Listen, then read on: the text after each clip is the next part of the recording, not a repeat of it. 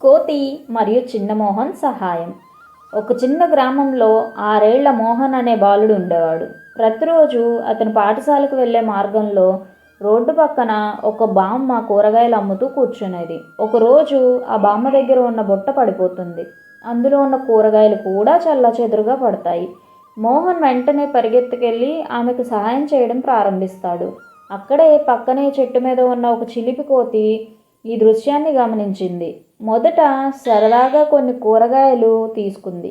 కానీ మోహన్ మంచి మనసుతో సాయం చేస్తున్నాడని చూసి ఆ కోతి మనసు కూడా మారింది.